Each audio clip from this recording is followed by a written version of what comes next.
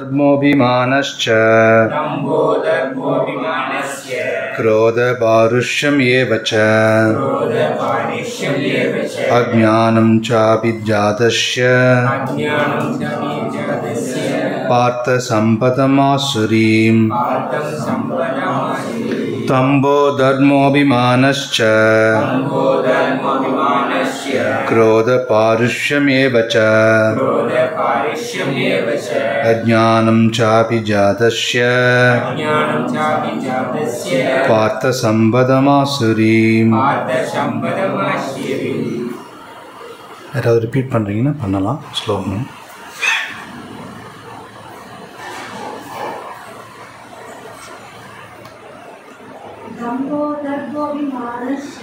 तम्बोदर्भोऽभिमानश्च क्रोधपारुष्यमेव च अज्ञानं चाभिजातस्य पार्थसम्पदमासुरीम्. வேற ரிப்பீட் பண்ணுறீங்களா? ओम अज्ञानातिमिरान्धस्य ज्ञानाञ्जनशलाकया चक्षुरुन्मीलितं तस्मै श्रीगुरवे नमः. श्रीचैतन्यमनोभीष्टं स्थापितमेन भूतले स्वयं रूप कदा मह्यं ददाति स्वपदान्तिहं. नमो विष्णुपादाय कृष्णप्रेष्ठाय भूतले श्रीमते जयपताय स्वामिनिधि नामने नमाचार्यपादाय निताय कृपप्रदायिने गौरगदामदाय नहरग्रामधारिणे. नमो विष्णुपादाय कृष्णप्रेष्ठाय भूतले श्रीमते भक्तिवेदान्त स्वामिनिधि नामिने. नमस्ते सारस्वती देवे गौरवाणी प्रचारिणे निर्विशेषशून्यवादी पाश्चात्यदेशतारिणे. जय श्री कृष्ण चैतन्य प्रभु नित्यानंद श्री अद्वैत गदाधर श्रीवासादि गौरभक्तवृंद. हरे कृष्णा कृष्ण कृष्ण हरे हरे हरे राम राम राम हरे हरे हरे कृष्ण. மொழிபெயர்ப்பும் பொருளுரையும் வழங்கிய ஆச்சாரியர் அபய சரணாரவிந்த பக்தி வேதாந்த சுவாமி ஸ்ரீல பிரபுபாத் கி ஜாய். கூட சொல்லுங்க. தம்ப தற்பெருமை, தர்ப அகந்தை, அபிமான வீண் அபிமானம், ச மேலும், குரோத கோபம், பாருஷ்யம் கொடூரம், ஏவ நிச்சயமாக, ச மற்றும், அஞ்ஞானம் அறியாமை, ச மற்றும், அபிஜாதஸ்ய பிறந்தவனின், பார்த்த பிரதாவின் மைந்தனே, சம்பதம் குணங்கள், ஆசுரீம் அசுர இயற்கையின். மொழிபெயர்ப்பு கூட சொல்லுங்க. பிரதாவின் மைந்தனே, தற்பெருமை, அகந்தை, வீண் அபிமானம், கோபம், கொடூரம், அறியாமை ஆகியவை அசுர இயல்புடையவர்களின் குணங்களாகும். பொருளுரை. இந்த ஸ்லோகத்தில் நரகத்திற்கான ராஜபாதை விவரிக்கப்பட்டுள்ளது. கொள்கைகளை பின்பற்றாவிடனும் ஆன்மீக ஞானத்தில் முன்னேற்றம் பெறுவதாகவும் தர்மத்தை பின்பற்றுவதாகவும் அசுரர்கள் வெறும் படம் காட்டுகின்றனர். ஓரளவு கல்வியையோ மிகுந்த செல்வத்தையோ அடைந்துவிட்டால் அவர்கள் எப்போதும் கர்வத்துடனும் அகந்தையுடனும் இருப்பர். மற்றவர்கள் தம்மை வழிபட வேண்டும் என்று அவர்கள் விரும்புகின்றனர். பிறரால் மதிக்கப்படுவதற்கான தகுதி அவர்களிடம் இல்லாவிடனும் மதிப்பளிக்கும்படி வற்புறுத்துகின்றனர். அவர்கள் அற்பமான விஷயங்களில் மிகவும் கோபமுற்று கொடூரமாக பேசுகின்றனர். கண்ணியமாக நடந்து கொள்வதில்லை. எதை செய்ய வேண்டும் எதை செய்யக்கூடாது என்பதை அவர்கள் அறிவதில்லை. தங்களது சொந்த விருப்பத்தின்படி மனம் போன போக்கில் எதையும் செய்கின்றனர். எந்த ஒரு அதிகாரியையும் அவர்கள் ஏற்பதில்லை. தாயின் கருவில் அவர்களது உடல் தொடங்கியதிலிருந்து இந்த அசுர குணங்கள் உள்ளன. மேலும் அவர்கள் வளரும்போது இந்த குணங்களும் வளர்ந்து அமங்கலமான இத்தன்மைகளை வெளிப்படுத்துகின்றன.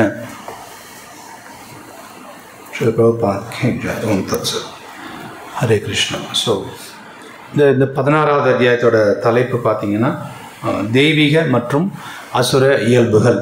சரிங்களா?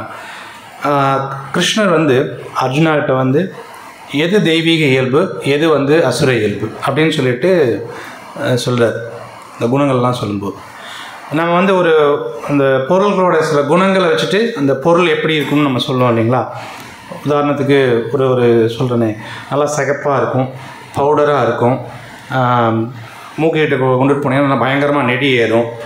கண்ணில் போட்டிங்கன்னா எரியும், வாயில் போட்டிங்கன்னா பயங்கரமாக எரியும், காது புகஞ்சிரும். என்ன பொருள்னு சொல்லுங்கள் பார்ப்போம். மிளகாத்தூள் இல்லைங்களா? அதில் குணங்களெல்லாம் சொன்னோம்னா இந்த பொருள் வந்து இந்த பொருள் இப்படி தான் இருக்கும், இதுதான் அந்த பொருள் அப்படின்னு சொல்கிறோம் இல்லைங்களா? அதே மாதிரி மணல் மாதிரி இருக்கும், நல்லா வெள்ளையாக இருக்கும், வாயில் போட்டிங்கன்னா நல்லா இனிப்பாக இருக்கும், கொஞ்ச நேரத்தில் அப்படியே கரைஞ்சிரும், சர்க்கரை இல்லைங்களா? ஸோ இதெல்லாம் அந்த குணங்கள். இந்த குணங்களை வச்சுக்கிட்டு அந்த பொருளை சொல்கிறோம் இல்லைங்களா? அந்த மாதிரி மனிதர்கள் வந்து 2 விதமாக இருப்பாங்க. அதில் வந்து பார்த்திங்கன்னா தெய்வீக இயல்புகள் இருக்கிறவங்க தேவதா அப்படின்னு சொல்லுவாங்க. அசுர இயல்புகள் இருக்கிறவங்களுக்கு அசுரர்கள், அரக்கர்கள்னு சொல்லுவாங்க. இந்த அசுரர்கள் அப்படின்னா நம்ம பாரம்பரியமாக பல சினிமா படங்களில் பார்த்த மாதிரி பெரிய கோரமான பல், பயங்கர கொம்பெல்லாம் வச்சுக்கிட்டு விகாரமாக பார்க்குறதுக்கே சகிக்க முடியாமல் அப்படியெல்லாம் இருக்க மாட்டாங்க. சரிங்களா? ஸோ ரொம்ப டீசெண்டாக பேண்ட் போட்டு டக்கின் பண்ணி ஷூ போட்டு டை கட்டி கோட் போட்டு கூட இருப்பாங்க. சரிங்களா? அதனால் ஏன்னா இதெல்லாம் வெளிப்புறமாக நம்ம பார்க்குற விஷயங்கள். சரிங்களா? இதை வச்சு நீங்கள் ஜட்ஜ் பண்ண முடியாது. கிருஷ்ணா குணங்கள் சொல்கிறார், இந்த குணங்கள்லாம் இருக்கான்னு பாரு, இவன் இப்படி தான் இருப்பான் அப்படின்னு சொல்கிறார். சரிங்களா? இதில் வந்து முன்னாடி பார்த்தீங்கன்னா முதல் 2 ஸ்லோகங்களில் ஒரு 26 நற்குணங்கள், தெய்வீக குணங்களை எக்ஸ்பிளைன் பண்ணுறார். சரிங்களா? உண்மையை சொல்லப்போனால் கிருஷ்ணா நம்மகிட்ட என்ன எதிர்பார்க்குறாருன்னா, அந்த 26 நல்ல தெய்வீக குணங்களை நீங்கள் வளர்த்துக்கணும், நம்ம வளர்த்துக்கணும் அப்படின்னு சொல்லி தான் நம்மகிட்ட எதிர்பார்க்குறாரு. சரிங்களா? அப்படி பார்க்க போனால் முதல்ல நம்ம அந்த ஸ்லோகம் தான் படிச்சிருக்கணும். நம்ம வந்து 26 நற்குணங்களை வளர்த்துக்கிறது சுலபமானு தெரியல. சரிங்களா? இது கம்மியாக இருக்குது, அசுர குணங்கள் ஒரு 4-5 தான் இருக்குது, இதை விட்டுட்டோம்னா போதும். சரிங்களா? அப்படின்றதுனால நான் வந்து இந்த ஸ்லோகாவை எடுத்துட்டேன்.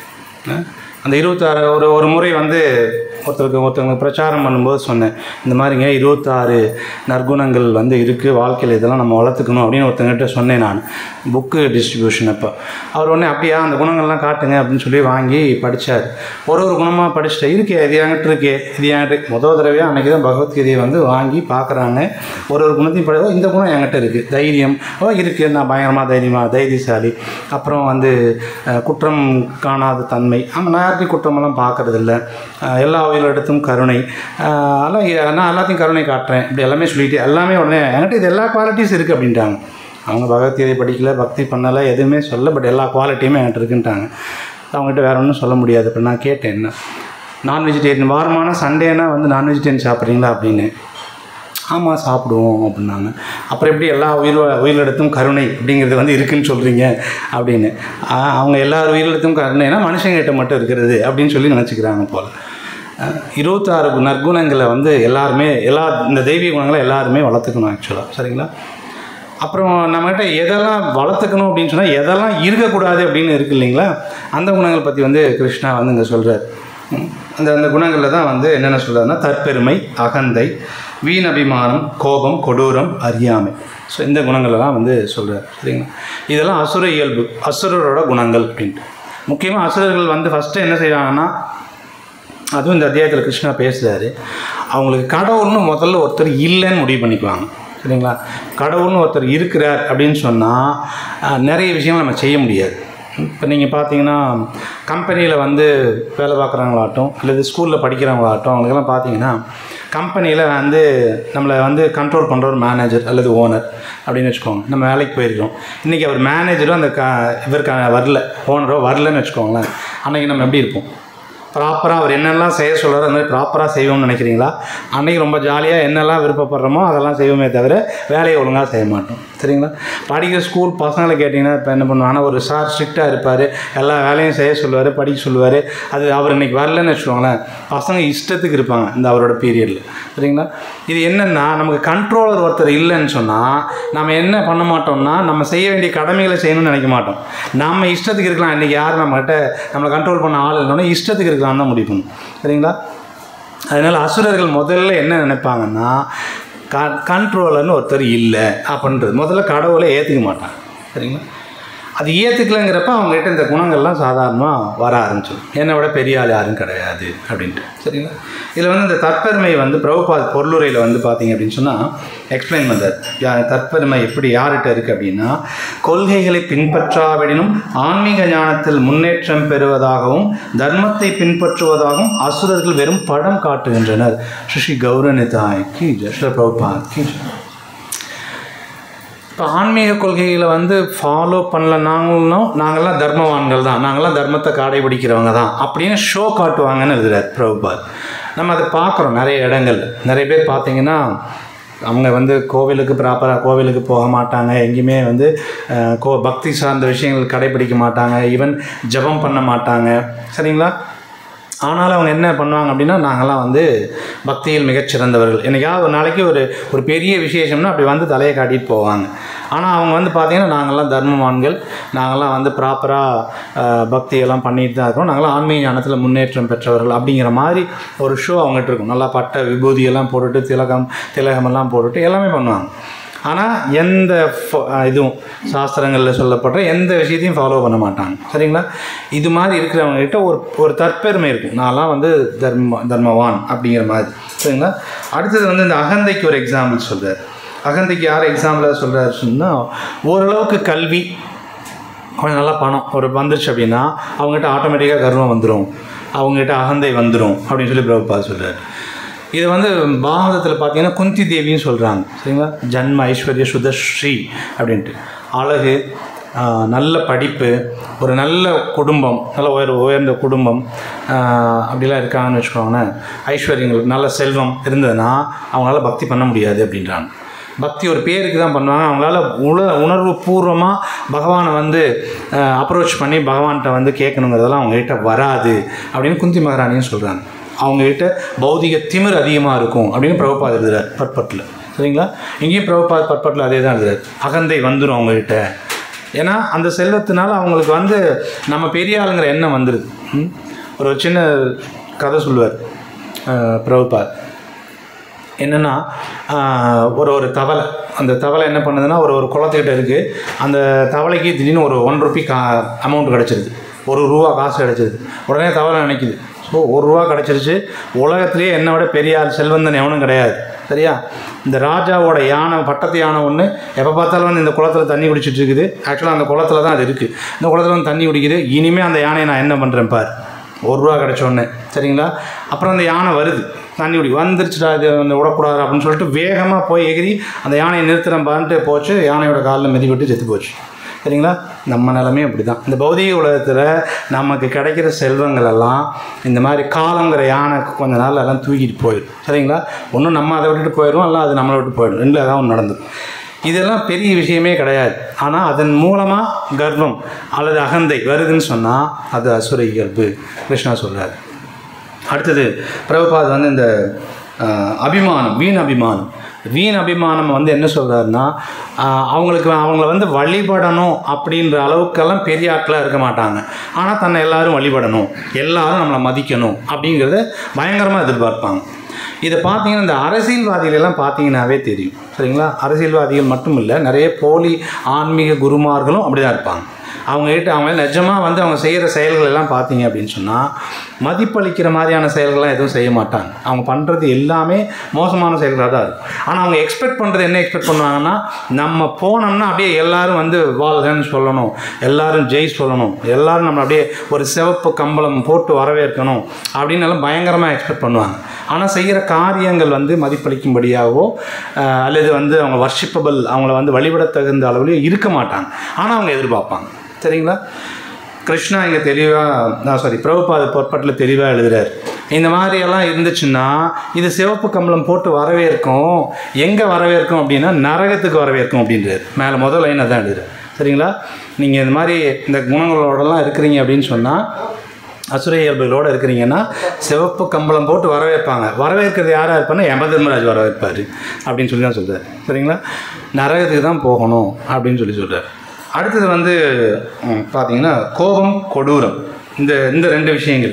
இது என்ன அப்படின்னு சொன்னால், அடுத்தது வந்து அற்பமான விஷயங்களுக்கெல்லாம் சண்டை போடுறது, பயங்கர பெரிய அளவில் சண்டை போடுறது, அப்புறம் பேசுகிறது வந்து பார்த்திங்கன்னா ரொம்ப மோசமாக பேசுறது, இது எல்லாமே அசுர இயல்பு, சரிங்களா? அடுத்தது வந்து பார்த்திங்க அப்படின்னு சொன்னால் அறியாமை. இது எல்லாமே நம்முடைய அறியாமையினால் நடக்குது. அறியாமையினால் இன்னும் மற்றதெல்லாம் என்ன நடக்குது அப்படின்னு சொன்னால், அடுத்தது பார்த்தீங்க அப்படின்னு சொன்னால் என்ன செய்யணும் என்ன செய்யக்கூடாது தெரியாது. கண்டிப்பாக செய்யக்கூடாததெல்லாம் செய்வாங்க, செய்ய வேண்டியதெல்லாம் விட்டுருவாங்க, சரிங்களா? அப்போ இந்த அறியாமையினால் அதுவும் வந்து நடக்கும். ஓகேங்களா. அடுத்தது வந்து பார்த்தீங்க அப்படின்னா மனம் போன போக்கில் செய்கிறது. எனக்கு மனசுக்கு பிடிச்சிருக்கா நான் செய்கிறேன். சில பேர் வந்து டைலாக் பேசுவாங்க, ஒரு வாட்டி முடிவு பண்ணிட்டா என் பேச்சை நானே கேட்க மாட்டேன் அப்படின்னு. எவன் பேச்சு, முக்கியமாக அதிகாரிகள் அத்தாரிட்டியோட பேச்சை கேட்கணும், இல்லைன்னா நம்ம வாழ்க்கை முடிஞ்சிடும். சரிங்களா. இந்த எவன் பேச்சு நான் கேட்க மாட்டேன்னா முடிஞ்சே போச்சு. சரிங்களா. யார்ட்டையாவது கேட்கணும், அதுவும் அங்கீகரிக்கப்பட்ட குரு ஆன்மீக குருக்கள் அணுகி அவங்க சொல்கிறத கேட்கணும். சரிங்களா. அடுத்தது வந்து பார்த்தீங்க அப்படின்னு சொன்னால் இவங்க வந்து அந்த அதிகாரிகள்னால் எது ஆஃபீஸர்ஸ்ன்னு நினச்சிக்காதீங்க. சரிங்களா. அங்கீகாரம் பெற்ற ஆன்மீகத்தில் வந்து இருக்கிற ஆன்மீக குருக்களை வந்து அணுகி அவங்க சொல்கிறபடி நம்ம கேட்டுக்கணும் அப்படின்னு பிரபுபாத் சொல்கிறார். சரிங்களா.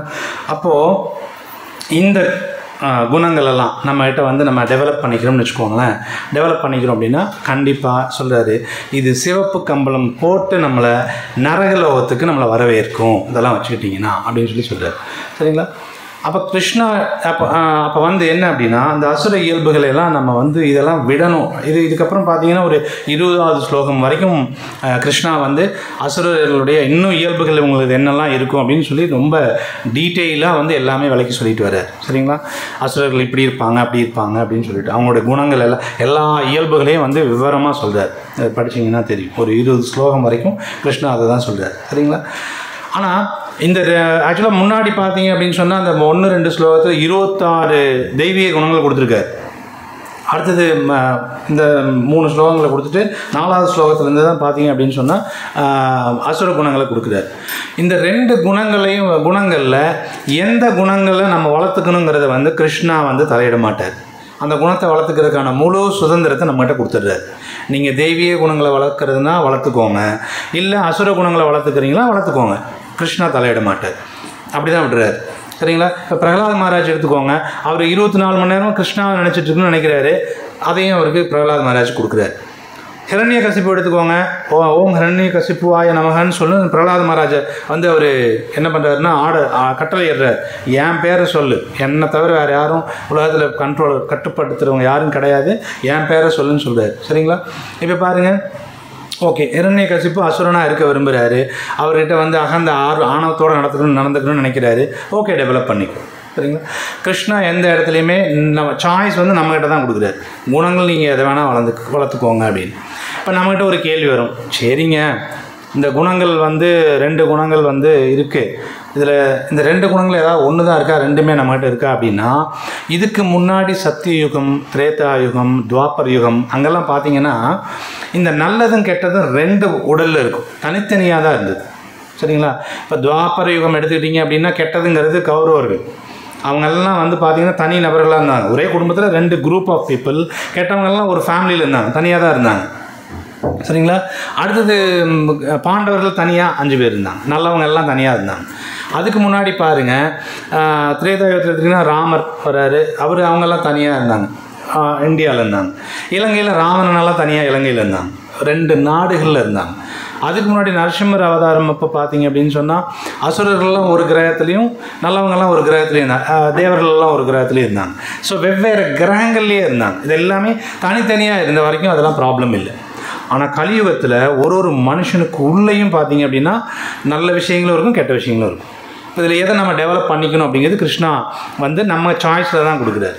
அப்போ இந்த இடத்துல நம்மகிட்ட கொடுத்துட்றப்போ இப்போ நம்ம வந்து என்ன நினைக்கலான்னா, ஏங்க 2 குணங்களையும் கிருஷ்ணா எனக்கு சாய்ஸில் கொடுத்துட்டாரு, நான் எதை வளர்த்துட்டா என்ன ஏதோ ஒன்று வளர்த்துட்டு போகிறேனே அப்படின்னு சொல்லி ஒரு ஆர்வம் இருக்கும்.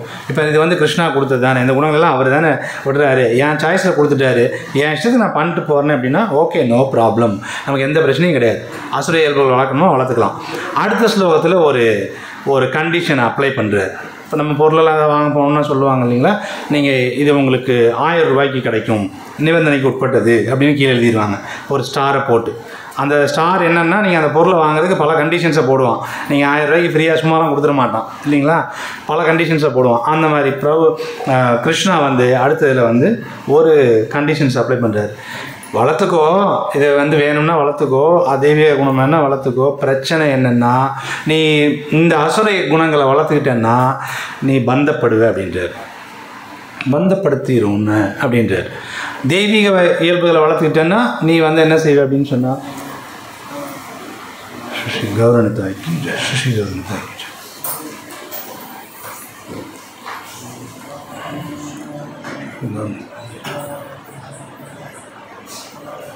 பந்தப்படுத்திடும் அசுர இயல்புகள். தெய்வீக குணங்களை வளர்த்துக்கிட்ட அப்படின்னா அது உனக்கு முக்தி கொடுக்கும் அப்படின்னு சொல்கிறார். சரிங்களா? அது என்ன முக்தி கொடுக்கறதுனா என்ன அப்படின்னு சொன்னால், நம்ம தமிழில் ஒரு பழமொழி சொல்லுவாங்க, உப்பை தின்னவன் தண்ணி குடிக்கணும்னு சொல்லுவாங்க இல்லைங்களா? ஏன்னா ஒரு செயலை செஞ்சிட்டிங்கன்னா அந்த செயலோடு நீங்கள் நிறுத்த முடியாது. அதோட எஃபெக்ட்டு வந்து உங்களுக்கு காட்டியே தீரும். அப்போ நீங்கள் அடுத்தது வேறு வழி இல்லாமல் இன்னொரு விஷயத்தை அனுபவிச்சாகணும், ஏதோ ஒரு விஷயத்தை செஞ்சே ஆகும் இல்லைங்களா? அப்போ நீங்கள் ஒரு அசுர இயல்புகளை நம்ம வளர்த்துக்கிட்டோம் அப்படின்னு சொன்னால் அது நம்ம செய்கிற செயல்களுக்கு வந்து ஒரு விளைவு கொடுக்குங்களா? அப்போ நம்ம செயல் விளைவு சக்கரத்தில் மாட்டும்போது என்ன ஆகும் அப்படின்னா, பாவ புண்ணிய காரியங்கள் நம்ம செய்கிற எல்லா காரியங்களுக்கும் விளைவுகள் வர ஆரம்பிச்சிடும். ஒரு பாவ காரியங்கள் இருக்கும், புண்ணிய காரியங்களுக்கும் ரெண்டுக்குமே விளைவு இருக்குது. இந்த இதையெல்லாம் அனுபவிக்கிறதுக்கு நான் மறுபடியும் பிறப்பெடுத்தாகும். சரிங்களா? அந்த மாதிரி இது பந்தப்படுத்திடும் இந்த மாதிரி விஷயங்களெல்லாம். தெய்வீக குணங்களை வளர்த்துக்கிறாங்க அப்படின்னு சொன்னால் அவங்களுக்கு முக்தி கிடைச்சிடும். இந்த பிறப்பிறப்பு சக்கரத்துலேருந்து அவங்க வெளியில் போயிடுவாங்க.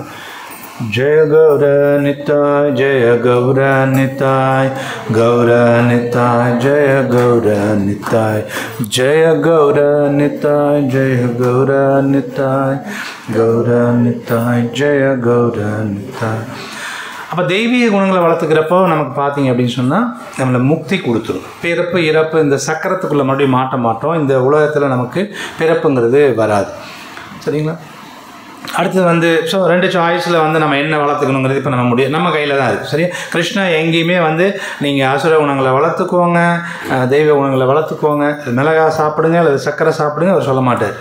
ரெண்டும் இருக்குது, எது வேணுமோ நீ சாப்பிடு, பலனை அனுபவிக்கணும். ரெண்டு சாப்பிட்றதுனுடைய என்ன வளர்த்துக்கிறீங்களோ அதனுடைய விளைவை நம்ம வந்து ஃபேஸ் பண்ணி தான் ஆகணும். சரிங்களா?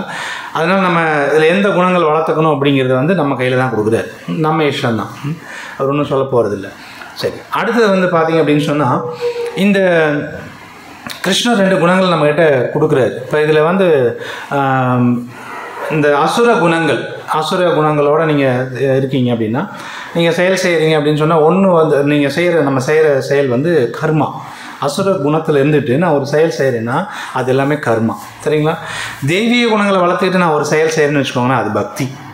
ஓகேங்களா? எது பக்தி கர்மா ரெண்டுக்குமான வித்தியாசம் வந்து என்ன அப்படின்னு சொன்னால் இவ்வளோதான். இந்த பக்தியை இன்னொரு விதமாக சொன்னால் பகவான் கிருஷ்ணருடைய புலன்களை திருப்திப்படுத்தணும் அப்படின்னு சொன்னால் அது பக்தி. என்னுடைய சொந்த புலன்களை நான் திருப்திப்படுத்திக்கணும் அப்படிங்கிறது வந்து கர்மா. சரிங்களா? என்னுடைய சொந்த புலன்களை திருப்திப்படுத்திக்கிறதுனா என்ன அப்படின்னு சொன்னால் எனக்கு பிடிச்சிருக்குதுங்கிறதுக்காக எல்லாத்தையும் சாப்பிட்றது. இது நாக்கு நான் திருப்திப்படுத்திக்கிறேன். எனக்கு பிடிச்சதுதான் எல்லாத்தையும் சாப்பிட்றேன். சரிங்களா? சாப்பிடக்கூடியது எது, சாப்பிடக்கூடாதது எதுங்கிற தெளிவு நம்மகிட்ட இருக்காது. சரிங்களா? தெளிவு நம்மகிட்ட இருக்காது. நான் என் இஷ்டத்துக்கு சாப்பிட்றது, என் இஷ்டத்துக்கு பார்க்குறது கண் மூலமாக. சரிங்களா?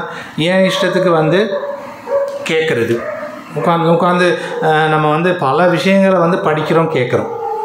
உட்காந்து இந்த அரசியல் நியூஸ் எல்லாம் எடுத்தீங்கன்னு வச்சுக்கோங்களேன், ஒரு 50 வருஷத்துக்கு முன்னாடி என்ன நியூஸோ அதே நியூஸ் தான் இப்போவும் இருக்கும். பார்த்தீங்கன்னா தெரியும். கொலை திருட்டு, இவங்க அப்படி பண்ணுறாங்க, அவங்க இப்படி பண்ணுறாங்க. பேர் வேணால் பேர் ஆள் பேரெல்லாம் மாறி இருக்குமே தவிர நியூஸ் எதுவுமே மாறி இருக்காது. சரிங்களா? இதெல்லாம் நம்ம படிக்கிறது, அதை படிக்கலாமா வேணாமா, கேட்கலாமா வேணாமாங்கிறது நம்ம சாய்ஸ் தான். அது கேட்கலாம். அல்லது நீங்கள் கிருஷ்ணரை பற்றி கேட்குறது, கிருஷ்ணரை பற்றி படிக்கிறதுங்கிறதும் இருக்குது. சரிங்களா? ஒன்று தெய்வீக குணம், ஒன்று பக்தி, இன்னொன்று வந்து கர்மா. சரிங்களா? இந்த ரெண்டில் நான் எதை செய்யணும் நான் தான் முடிவு பண்ணிக்கணும். அவர் எங்கேயுமே வந்து நீ இதை செய்யலாம் இதை செய்யக்கூடாதுன்னெலாம் வந்து அவர் சொல்லவே இல்லை. செஞ்சால் என்ன விலை வரும்னு சொல்லிட்டாரு. நாம் தான் வந்து சூஸ் பண்ணிக்கணும். சரிங்களா?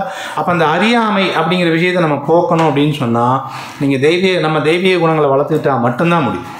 சரிங்களா? அசுர குணங்கள் வளர்த்துக்கிறது மூலமாக நம்மகிட்ட அறியாமை ஜாஸ்தியாகும். சரிங்க, ஒருவேளை அப்படி அறியாமையெல்லாம் ஜாஸ்தி ஆயிடுச்சு, நிறைய அசுரகுணம் வளர்த்துக்கிட்டேன், அறியாமை ஜாஸ்தி ஆயிடுச்சு, என்ன நடக்கும் அப்படின்னா இதே அத்தியாயத்தில் பின்னாடி கிருஷ்ணா சொல்கிறாரு, அவனை நிரந்தரமாக நான் வந்து அசுர இனங்களுக்குள்ளே பிறப்பு சக்கரத்துக்குள்ளேயே தள்ளிடுவேன் அப்படின்றாரு. அவன் இதுக்கப்புறம் வெளியில் வரவே முடியாது. அப்படியே இன்னும் லோயர் அனிமல்ஸு, லோயர் ஸ்பீசிஸ், இன்னும் தாழ்ந்த வகையில் அவன் போயிட்டே இருப்பானே தவிர அவன் மேலே வர்றதுக்கு வழியே கிடையாது. அவ்வளோதான், வாழ்க்கை முடிஞ்சிருச்சு அப்படிங்கிறார். சரிங்களா? கிருஷ்ணன் இந்த விஷயங்கள்லாம் சொல்கிறார். அப்போ அசுர குணங்களை வளர்த்துக்கிறோம் அப்படின்னு சொன்னால் நம்ம வாழ்க்கைங்கிறது இந்த பிறவியில் நம்ம மனிதனாக பிறந்திருக்கிறோம், இதுக்கப்புறமா மனித பிறவியோடு நம்ம கிடைக்குமான்னு தெரியாது. சரிங்களா? இதெல்லாம் நான் சொல்லலை, எல்லாமே கிருஷ்ணா சொன்னதும் பிரபுபாதருடைய பொருளுரை, ஆச்சாரியருடைய பொருளுரை, இந்த விஷயங்கள் தான் நான் திரும்ப சொல்லிட்டு இருக்கேன். சரிங்களா? அப்போ வந்து பார்த்தீங்க அப்படின்னு சொன்னால் நம்ம வந்து பக்தி செய்யணுமா கர்மங்கள் செய்யணுமா அப்படிங்கிறதையும் நம்ம தான் முடிவு பண்ணிக்கணும். அடுத்தது வந்து பார்த்தீங்க அப்படின்னு சொன்னால் இப்போ எப்படி வந்து ஒவ்வொரு செயல்களுமே பிரபுபாத சொல்கிறாரு, நீங்கள் வந்து ஒரு இடத்துல இப்போ நம்ம இது வந்து பார்த்திங்கன்னா நம்ம இந்த கோவிலுக்கு இங்கே உள்ளே வர்றதுக்கு முன்னாடி பார்த்திங்கன்னா இது வீடு பார்த்தீங்கன்னாவே தெரியும், வீட்டோட அமைப்பு பக்காவாக இருக்கும். இது வீடாக தான் இருக்குது, சரிங்களா? அப்போ வீடாக இருக்கும், அதே செங்கல் அதே பில்டிங் அப்படியே தான் இருக்குது ஆக்சுவலாக. இப்போ இது கோவில். என்ன காரணம்னு நினைக்கிறீங்க அப்படின்னு சொன்னால், இப்போ நம்ம செய்கிற செயல்கள் எல்லாமே கிருஷ்ணரை சார்ந்து செய்கிறோம். கிருஷ்ணருக்கு பூஜை பண்ணுறோம், கிருஷ்ணர் பற்றி கேட்குறோம், கிருஷ்ணர் பற்றி பாடுறோம். இந்த விஷயங்களை பகவானை பற்றி எல்லா விஷயங்களும் செய்யும்போது அதே அந்த வீடாக இருந்த விஷயம் கோவிலாகுது. பிரபுபாத சொல்கிறார், இந்த மாதிரி பகவானை பற்றி கேட்குற இடம், பகவானுக்கான ஆரத்தி பண்ணுறதோ பகவானுக்கான சேவை பண்ணுறதோ பகவான் சம்மந்தப்பட்ட காரியங்களில் ஈடுபடுறீங்கன்னா அந்த இடம் விருந்தாவனம் அப்படிங்கிறார். கோலோக விருந்தாவனம்னு சொல்கிறார், சரிங்களா? அப்படி இல்லை அப்படின்னு சொன்னால் அது நரகம். பகவானை பற்றிய விஷயங்கள் நான் எதையும் கடைபிடிக்க மாட்டேன் அப்படின்னு சொல்லி பார்த்தீங்கன்னா அது நரகம். ஸோ நம்ம நரகத்தில் இருக்கணுமா விருந்தாவனத்தில் இருக்கணுமா, கர்மங்கள் செய்யணுமா பக்தி செய்யணுமா, அசுர இயல்புகளை அசுர குணங்களை வளர்த்துக்கணுமா அல்லது வந்து தெய்வீக குணங்களை வளர்த்துக்கணுமா, இந்த எல்லா சாய்ஸும் நம்ம கையில் தான் இருக்குது, சரிங்களா? ஓகே, எனக்கு ஒரு வேளை அறியாமையினால் எனக்கு இந்த குணங்கள் எல்லாம் நான் வளர்த்துக்க விருப்பப்படலை அப்படின்னு சொன்னால் என்ன சொல்லணும், பகவான் கிருஷ்ணா என்ன விருப்பப்படுறாரோ அதை நம்ம செய்யணும். கிருஷ்ணர் என்ன விருப்பப்படுறாருன்னு நினைக்கிறீங்க? இந்த மாரியம்மன் டெம்பிள்லாம் வருது, இன்னும் கொஞ்ச நாளில் பார்த்தீங்கன்னா சில பேர்லாம் சில விஷயங்கள் பண்ணுவாங்க. பெருசாக எடுத்து வாயில் இந்த பக்கமாக குத்தி அந்த பக்கமாக எடுத்துகிட்டு அப்படி தூக்கிட்டு போவாங்க. கிருஷ்ணா அதெல்லாம் செய்ய சொல்கிறாரு நினைக்கிறீங்களா? அதெல்லாம் இல்லை, சரிங்களா? எவ்வளோ அது கஷ்டம் இல்லை? எத்தனை பேர் ரெடியாக இருக்கீங்க அழகு குத்துறதுக்கு? ஒரு 100 அடி அழகு குத்துறது பக்தி. கிருஷ்ணா சொல்கிறார், எதிர்பார்க்குறாரு. எவ்வளோ பேர் ரெடியாக இருக்கீங்கன்னு கேட்டு ஓடிடுவோம். நம்ம முதலாம் நான் தான் இருப்பேன் ஓடுறதுல, சரிங்களா? அது பக்தி கிடையாது. அவ்வளோ கஷ்டமான விஷயங்கள்லாம் செய்ய சொல்லலை. சுற்றி நெருப்பு எரிய விட்ருக்காங்க இந்த சம்மரில், நடுவில் நின்றுட்டு நீங்கள் தபம் பண்ணணும் அப்படின்னீங்கன்னா எத்தனை பேர் செய்வோம்? நம்ம நல்லா நட்டு வெயிலில் சுற்றி நல்லா நெருப்பு கொளுத்திட்டு இருக்கோம், நின்றுட்டு நீங்கள் தபம் பண்ணணும். கிருஷ்ணா அதெல்லாம் செய்ய சொல்லலை, சரிங்களா? கிருஷ்ணா என்ன சொல்கிறார் அப்படின்னா, இந்த அசுர குணங்களை வளர்த்துக்காதீங்க, அதுவே தவம்ட்டார். இந்த அசுர குணங்கள் வேண்டான்னு ஒதுக்குங்க, அதுவே தவம்ட்டார், சரிங்களா? தவம்னா பயங்கரமாக பெரிய விஷயமெல்லாம் சொல்லு. அடுத்தது என்ன சொல்கிறாரு, நல்லா ஹரே கிருஷ்ணா மகாமந்திரம் வந்து கீர்த்தன் பாடுங்க. எல்லாம் காலையில் கூட பார்த்தீங்கன்னா ஹிஸ் கிரேஸ் காலகாந்த தாஸ் பிரபு சொல்லிட்டு இருந்தார், நல்லா எல்லாருமா சேர்ந்து பகவானுடைய அந்த சங்கத்தை எடுத்துக்கிட்டு பகவானுடைய கீர்த்தனையை பண்ணுங்க அப்படின்னு சொல்லி சொன்னார், சரிங்களா? அடுத்து பகவான் கீர்த்தனை பண்ணுங்க. கீர்த்தனை பண்ணும்போது டான்ஸ் பண்ணுறோம். சைத்தன்ய மகாபிரபுவாக கிருஷ்ணர் வந்து நமக்கு சொல்லி கொடுத்தது இதுதான். நல்லா கூட்டமாக எல்லாம் சேர்ந்து பகவானை பாடுங்க, பொழுது பாடுங்க, நல்ல பிரசாதம் பகவானுக்கு ஆஃபர் பண்ண பிரசாதம் சாப்பிடுங்க, அவ்வளோதான். இதுவே மிகப்பெரிய தவம். கலியுகத்தில் நம்ம செய்ய போகிற மிகப்பெரிய தவமே இவ்வளோதான், சரிங்களா? இதோடைய பெரிய கஷ்டமான தவமெல்லாம் சொல்லலை. ஸோ அசுர குணங்களை வளர்க்காமல் விடுறதுங்கிறதே ஒரு பெரிய தவம். ப்ளஸ் பகவான் நாமத்தை பாடுறது, டான்ஸ் ஆடுறது, பகவான் முன்னாடி வந்து டான்ஸ் ஆடுறது, அண்ட் பகவானோட பிரசாதம் சாப்பிட்றது, இவ்வளோ தான். இதில் கஷ்டங்கள் ஒன்றும் இருக்கிறதுக்கு வாய்ப்பு இல்லை. இந்த தவங்கள்லாம் எல்லாருமே ரொம்ப எளிமையாக செய்யக்கூடிய தவங்கள் தான், சரிங்களா? ஸோ இதுதான் வந்து பிரபுபாத் அண்டு அவருடைய பொருளுரை மற்ற விஷயங்களில் கொடுத்துருக்கிற விஷயம். நான் இந்த இடத்துல நிறுத்திக்கிறேன். உங்களுக்கு ஏதாவது கேள்விகள் இருந்தால் கேளுங்க. ஹரே கிருஷ்ணா. சொல்லுங்க. தவறான செய்திகளை படிக்கிறனாலே கேட்குறனாலே கர்மம் கண்டிப்பாக உண்டு ப்ரோ. நாம் வந்து என்னென்னா அந்த விஷயங்கள் படிக்கணும்னா நம்ம என்ன நன்மை அடையிறோம். இது வந்து எப்படின்னா நம்ம அடுத்தவங்களை பற்றி கேட்குறதுங்கிறதே என்னுடைய புலன் திருப்திக்காக தான் கேட்குறேன், சரிங்களா? அது நான் என்னோடய புலன் திருப்தி. அது பகவானை எப்படி திருப்திப்படுத்தும்? நான் பேப்பர் படிக்கிறேன், பேப்பரில் இருக்கிற நியூஸ் எல்லாம் படிக்கிறேன், சரிங்களா? அது பகவானை எப்படி திருப்திப்படுத்தும்? பகவான் எங்கேயுமே அப்படி சொல்லியே. பகவான் என்ன சொல்கிறார், சத்தத்தம் கீர்த்த எந்தோ மாம் அப்படிங்கிற என்னோட நாமத்தை கீர்த்தனை பண்ண என்னோட புகழ்பாடுன்னு தான் சொல்கிறார். எப்போவுமே சத்தத்தம்ங்கிறது எப்போவுமேனா எப்போவுமே 24 hours அப்படி தான் சொல்கிறார், சரிங்களா? அது எங்கேயுமே வந்து நீங்கள் நியூஸ் எல்லாம் படிக்கிறது மூலமாக என்னை திருப்திப்படுத்துங்கனாலும் சொல்லலையே, அப்படி சொல்லலை. ஸோ அதனால் பகவத்கீதை பாகவதம் படிக்கிறது, அப்போ நியூஸ் எல்லாம் தெரிஞ்சிக்கவே வேண்டாமா அப்படின்னு சொன்னால் எந்த அளவில் தெரிஞ்சுக்கலாம் அப்படின்னா, நீங்கள் வந்து அந்த வாழ்க்கையில் இருக்குதுங்க, உங்கள் வாழ்க்கைக்கு தேவையான விஷயங்கள் எதாவது இருந்தால் தெரிஞ்சுக்கலாம். நீங்கள் நியூஸ் பேப்பரில் எனக்கு என்னமோ நமக்கு தேவையான விஷயங்கள் நியூஸ் பேப்பரில் இருக்கிற மாதிரி தெரியல, சரிங்களா? எந்த நியூஸ் பேப்பர்லேயும் உங்களுக்கு தேவையான நியூஸ் என்ன இருக்குதுன்னு சொல்லுங்க. எந்த நியூஸுமே இருக்காது. உங்கள் வாழ்க்கையை காப்பாற்றக்கூடிய நியூஸ், உங்கள் வாழ்க்கைக்கு அவசியமானது எது இருக்குதுன்னு சொல்லுங்க பார்ப்போம். எனக்கு அந்த தெரிஞ்ச அந்த மாதிரி எந்த நியூஸும் இருக்கிற மாதிரி தெரியல. சரிங்களா? அரசியல்வாதி யார் மேலே இருந்தாலும் எப்படி இருப்பாங்கன்றது தெரியுது. இது யார் வந்தாங்கன்னா என்னங்கிறது நமக்கு என்ன தெரியும்? சாம்பியன்ஸ் ட்ராஃபி, வேர்ல்டு கப் நடக்குது. யார் ஜெயிச்சா என்ன ஆக போகுது? இன்னும் எல்லாரோட பிரச்சனையும் தீந்துட போகுதா என்ன? ஜனங்கள்லாம் சந்தோஷமாயிடுவாங்களா என்ன? அதெல்லாம் ஒன்றும் கிடையாது. எந்த நியூஸை தெரிஞ்சுக்கிட்டீங்கனாலும் அவ்வளோதான். அது நமக்கும் யூஸ் ஆகாது, ஜனங்களுக்கும் யூஸ் ஆகாது. அது தேவையில்லாது. ஆனால் பகவத்கீதையோ பாகவதமோ படிக்கிறீங்கன்னா அது நம்மளுடைய உணர்வை தூய்மைப்படுத்தும். நீங்கள் உணர்வை தூய்மைப்படுத்தின ஜனங்க இருக்காங்கன்னா அவங்கள சுற்றி இன்னும் நல்ல ஜனங்கள்லாம் உருவாகிட்டே இருப்பாங்க. மொத்த உலகமே சுபிக்ஷம் பெறும். சரிங்களா? பிரபுபாத் அதை தான் இஸ்கானாக தொடங்கியிருக்கார். ஏன் கோவிலை உருவாக்குனார், ஏன் பக்தர்கள் இவ்வளோ பேர்த்துக்கு பிரச்சாரம் பண்ணுறதுக்கு சொல்லி கொடுத்து செஞ்சிட்ருக்காங்க அப்படின்னா, உணர்வுகள் தூய்மை அடையணும் எல்லா ஜனங்களுக்கும், அவங்க திரும்ப இங்கே கஷ்டப்படக்கூடாதுங்கிற உயர்ந்த நோக்கத்தோடு இந்த புத்தகங்களெல்லாம் பகவானுடைய சாஸ்திரங்களெல்லாம் நமக்கு கொடுத்துருக்காங்க. ஸோ இதை படிக்கிறது மூலம் நமக்கு நம்ம பெனிஃபிட் ஆக முடியும். ஹரே கிருஷ்ணா. ஆன்சர் பண்ணிட்டேன் பிரபு. ஓகே, வேறு ஏதாவது கேள்விகள் இருக்குங்களா? சாரி பிரபு, கேளுங்க பிரபு. ஹரே கிருஷ்ணா. சில சம்பவங்கள் நம்ம எதிர்பாராமலே நடக்கும். எஸ் பிரபு. நல்லதுக்கும் கெட்டதும். எஸ் பிரபு. எப்படி எடுத்துக்கணும் பிரபு? என்னென்னா சம்பவங்கள் நல்லது கெட்டது சொல்கிறீங்க இல்லைங்களா? நாம் எப்போவுமே என்ன நினைக்கிறோம்னா, பொதுவாக நம்ம எப்படி எடுத்துக்கிறோங்கிறத சொல்லிடுறேன். எனக்கு நல்லது நடக்குதுன்னு வச்சுக்கோங்களேன், நாம் உடனே தட்ஸ் இட், நான் உட்காந்து ஒர்க் பண்ணி ஹார்ட் ஒர்க் பண்ணி இதை அச்சீவ் பண்ணேன் பார்த்தியா அப்படின்னு பெருமை பேசுவோம், தற்பெருமை அடிப்போம். சரிங்களா? ஏதாவது நம்ம செஞ்சு போயிடுச்சு, ஏதாவது நடந்துருச்சுன்னு வச்சுக்கோங்களேன், இந்த கடவுளுக்கு கண்ணே கிடையாது, என் கஷ்டத்தை எனக்கு இத்தனை கஷ்டங்கள் தேவையில்லாமல் கொடுக்குறாரு, நிந்திக்க ஆரம்பிச்சிடறாங்க நிறைய பேர். பொதுவாக ஜனங்க எடுத்துக்குது. சரிங்களா? ஆனால் அதை எப்படி எடுத்துக்கணும் அப்படின்னா, எனக்கு வர நல்லது, பொதுவாக பக்தர்கள் எப்படி எடுத்துப்பாங்கன்னா, எனக்கு வர நல்லதுக்கெல்லாம் காரணம் கிருஷ்ணா, எனக்கு நடக்கிற கெடுதலுக்கு காரணம் நான் தான், முற்பிறவியில் நான் ஏதோ செஞ்சதனுடைய விளைவாக எனக்கு இது நடக்குது, இது நடக்க வேண்டி இருக்குது, அதனால் எனக்கு நடக்குது அப்படிங்கிறத எடுத்துப்பாங்க. ஒன்று. அந்த கெடுதல்கள்லையும் எப்படி எடுத்துப்பாங்க அப்படின்னா, ஓகே, நான் எத்தனையோ பாவங்கள் செஞ்சுருப்பேன் முன்னாடி பல கோடிக்கணக்கான ஜென்மங்களாக, அதுக்கெல்லாம் கொடுக்க வேண்டிய தண்டனை ரொம்ப பெருசாக இருந்திருக்கும், பகவானுடைய கருணை ரொம்ப சின்னதாக அப்படி நடந்து போயிடுச்சு அப்படி தான் எடுத்துப்பாங்களே தவிர அதை வச்சு புலம்ப மாட்டாங்க. என் வாழ்க்கையில் இப்படி நடந்துருச்சேன்னு சொல்லியெல்லாம் உட்காந்து அழமாட்டாங்க. சரிங்களா? அதனால் எப்போவுமே நம்ம வாழ்க்கையில் நடக்கிற இன்ப துன்பங்கள் ரெண்டுமே இருக்கும். ஏன்னா ரெண்டுத்துக்குமே நம்ம தான் காரணம். நம்ம ஏற்கனவே பண்ண புண்ணிய காரியங்களுடைய விளைவுகள் சந்தோஷமான விஷயங்களாக வரும். நான் பண்ண கெட்ட காரியங்களோட விளைவுகள்லாம், பாவ காரியங்களோட விளைவுகளெல்லாம் எனக்கு கெட்டதாக தான் வரும். இந்த ரெண்டையும் நான் ஏற்றுக்க தயார். ஏன்னா ரெண்டுமே நான் செஞ்ச செயலுக்கான விளைவு தான். அதனால் அந்த நான் தான் ஏற்றுக்க தான் தயாராக தான் இருக்கணும். இதை தாண்டி அட்லீஸ்ட் இந்த ஜென்மத்திலேயாவது எனக்கு இந்த ரெண்டு விளைவு வேண்டாம் அப்படின்னு விளைவுகள் இல்லாத செயல் செய்யணும். அது பக்தி காரியங்கள். பக்தி காரியங்களை சேர்த்து செஞ்சுட்டே வரும்போது என்ன ஆகும்னா, நான் செய்கிற எந்த செயலுக்குமே விளைவு இல்லாத பொழுது எனக்கு நான் இந்த பிறப்புக்கே வரமாட்டேன். அப்போ எனக்கு மறுபடியும் இங்கே வரும்போது எனக்கு எதிர்பாராத விதமான சம்பவங்களும் நடக்காது ஆக்சுவலாக. அப்போ நான் முதல்ல என்ன செய்யணும்னா, இங்கே உலகத்துக்கு வந்துட்டேன்னா என்னுடைய நான் செஞ்ச பாவ புண்ணிய காரியங்களுக்கான விளைவுகள் எனக்கு வந்தே தீருங்கிறதுல நம்ம தெளிவாக இருக்கும். சரிங்களா? இது உங்களுக்கு சொல்கிறேன்னு இல்லை, எல்லாருக்குமே அதுதான்.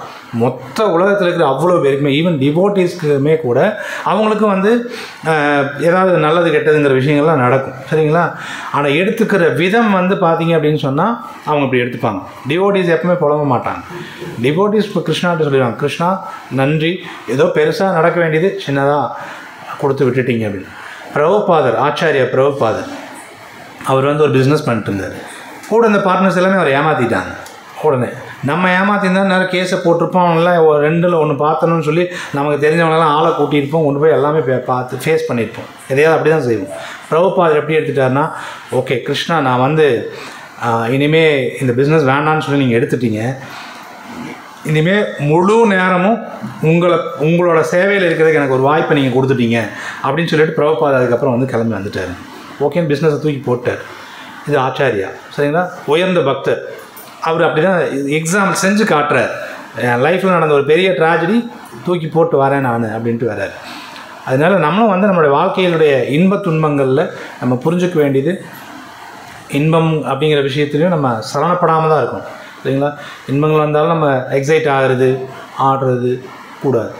ரெண்டுலேயுமே சமநிலை இருக்கிறவன் தான் முக்திக்கு தகுதியானவன்னே கிருஷ்ணா சொல்கிறார். சரிங்களா?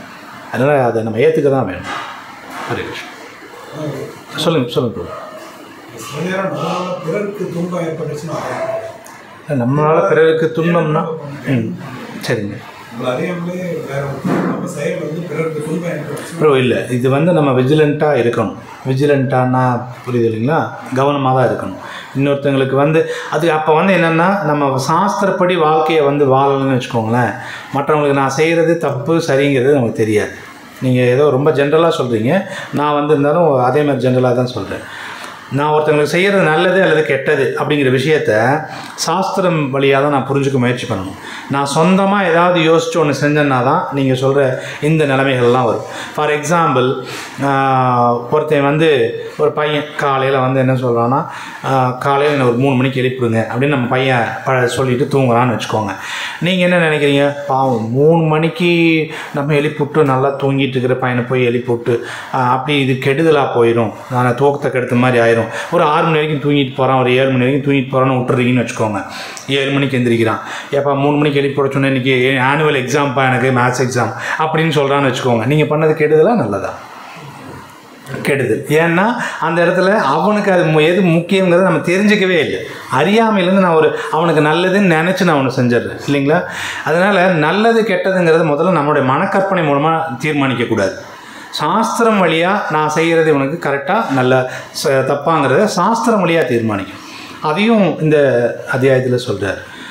எது சரி எது சரியில்லைங்கிறது சாஸ்திரத்தின் வழியாக பார்க்கறதுக்கு தெரிஞ்சிட்டிங்கன்னா ஒருத்தனை கெட்டதை செய்ய மாட்டோம். நம்மளாக யோசிக்கும் போது, நம்மளுடைய மனக்கற்பனையில் யோசிக்கும் போது நம்ம செய்கிறது கண்டிப்பாக கெட்டதாக தான் இருக்கும். நல்லதுங்கிறதுக்கு வாய்ப்பே இல்லை. ஏன்னா பக்தி தவிர நல்லதுன்னு ஒன்றும் உலகத்தில் கிடையாது. பக்தி சார்ந்த விஷயங்கள் தவிர நல்லதுன்னு ஒன்றும் உலகத்தில் கிடையாது. ஆக்சுவலாக இந்த உலகத்தில் நல்லதுன்னு ஒன்று கிடையவே கிடையாது. நீங்கள் கொடுக்குற ஒரே நல்லது பக்தியாக மட்டும்தான் இருக்கும். சரி, ஹரே கிருஷ்ணா. வேறு ஏதாவது இருக்குங்களா? Yes bro. நீங்கள் சொன்னீங்க ப்ரோ, பிரபுபாதர் ஒரு பிஸ்னஸில் என்னை ஏமாற்றிட்டாங்க, அதனால் விட்டுட்டு ஒரு பெரிய விஷயத்துலேருந்து காப்பாற்றி கொண்டு வந்துட்டாருங்க.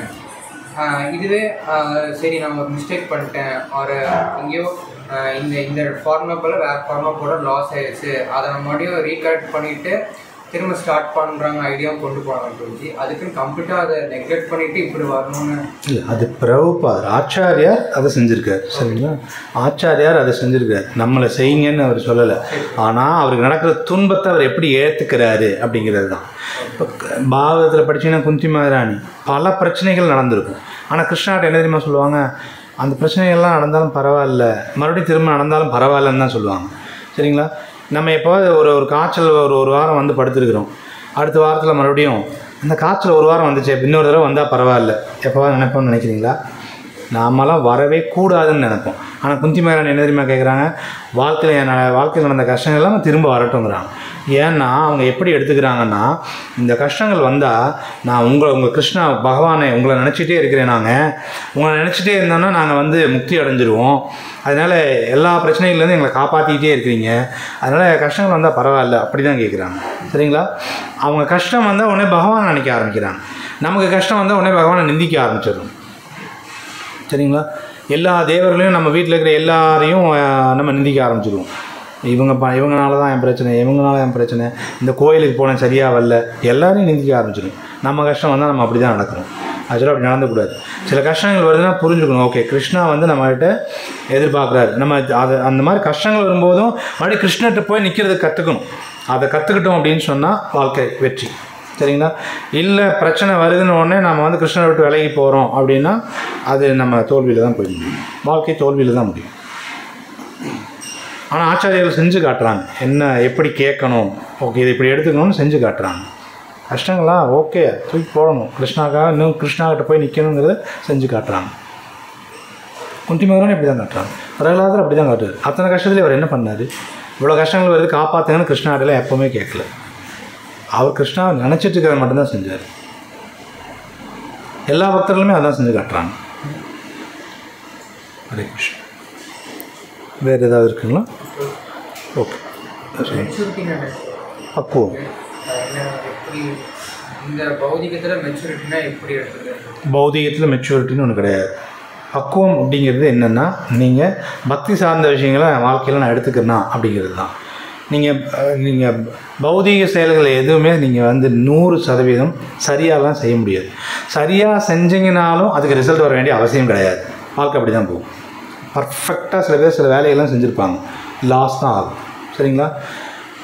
அதனால் அதில் பர்ஃபெக்ஷன் ஒன்று கிடையவே கிடையாது. நீங்கள் பௌதீக விஷயங்களில் நான் பர்ஃபெக்டாக பண்ணிட்டேன், பக்தியை பண்ணலை அப்படின்னா நீங்கள் பண்ண விஷயங்களுடைய பலன் என்னென்னா பலன் ஜீரோ தான். சரிங்களா? பலன் ஜீரோ தான். ஆனால் பக்தி காரியங்களை நீங்கள் எடுத்துக்கிறீங்கன்னு வச்சுக்கோங்களேன், நீங்கள் பௌதிக காரியங்களை ஒழுங்காக செய்யலைன்னா கூட நீங்கள் என்னெல்லாம் புண்ணிய காரியங்கள் செஞ்சுட்டு பக்தி காரியங்கள் செய்கிறீங்களோ அதோட விளைவு ஜென்மத்துக்கு வந்துட்டு கிருஷ்ணா 2வது அத்தியாயத்தில் சொல்கிறார். சரிங்களா? உங்களுக்கு வந்து ஒவ்வொரு எல்லா ஜென்மத்திலையும் வந்து இதனுடைய சொல்பம் அப்பியஸ்ட் தர்மஷ்ய பிராயத்தோ மகத்தோ பயாத், மிகப்பெரிய அபாயத்தில் இருந்தாலும் உங்களை காப்பாற்றும் அப்படிங்கிறார். கொஞ்சமாவது இந்த தர்மத்தை பண்ணிட்டீங்க அப்படின்னா, தர்மத்தை நான் எடுத்துக்கல அப்படின்னா, பகவான் சொன்னதை எடுத்துக்கலன்னா நான் லைஃப் ஃபுல்லாக கஷ்டம்தான் பண்ணேன். பர்ஃபெக்டாக நீங்கள் அதை செஞ்சாலும் பிரயோஜனம் இல்லை. அதில் மெச்சூரிட்டின்னு ஒரு ஸ்டேஜே கிடையாது. சரிங்களா? இப்போ நீங்கள் ஃபோன் வந்து நீங்கள் இப்போ எந்த பொருள் வேணாலும் எடுத்துக்கோங்களேன், ஆரம்ப நிலையில் இருந்தது மாதிரி எதுவுமே அப்படியே இருக்காது. ஆரம்பத்தில் கண்டுபிடிச்ச ஃப்ளைட் இப்போ இருக்காது, ஆரம்பத்தில் கண்டுபிடிச்ச ஃபோன் இப்போ இருக்காது. என்ன காரணம்? பர்ஃபெக்ட் இல்லை அப்படின்னு அவன் பர்ஃபெக்ட் ஆகிறதுக்கு முயற்சி பண்ணிகிட்டே போகிறாங்க. அதனால் மாடல் மாறிக்கிட்டே இருக்குது. எந்த இதுலேயும் பர்ஃபெக்டான விஷயத்தை மனுஷனால் கொடுக்கவே முடியாது. ஏன்னா மனுஷன் பர்ஃபெக்ட் இல்லை. சரிங்களா? பர்ஃபெக்டாக இல்லாத ஒருத்தன் பர்ஃபெக்டான விஷயத்தை கொடுக்க முடியாது. குறைபாடுகளோடு இருக்கிறேன், நான் குறைபாடுகளோடு இருக்கிறேன்னு கொடுக்க முடியாது. சரிங்களா? இப்போ நான் வந்து இதெல்லாம் நான் கொடுக்கல. சரிங்களா? பர்ஃபெக்டான பிரபுபாதர் அப்படி தான் சொல்லுவார், பிரபுபாதரே அப்படி தான் சொல்லுவார். கிருஷ்ணா பர்ஃபெக்ட், பகவான் கொடுக்குற விஷயத்தை நான் கொடுக்குறேன், அதனால் இது பர்ஃபெக்ட்டுங்கிறார். நீ என்ன கூட நம்ப வேண்டியதில்லை அப்படின்றார் பிரபுபாதர். சரிங்களா? அதனால் பக்குவமான விஷயம் நம்ம கொடுக்க முடியாது. ஹரே கிருஷ்ணா. ஸோ வந்த எல்லாருக்கும் நன்றி. பிரசாதம் எடுத்துக்கோங்க. 14ஆம் தேதி வர வெள்ளிக்கிழமை பார்த்தீங்கன்னா கௌர பூர்ணிமா. அவசியம் உங்கள் நண்பர்கள் உறவினர்கள் எல்லாருக்கும் சொல்லி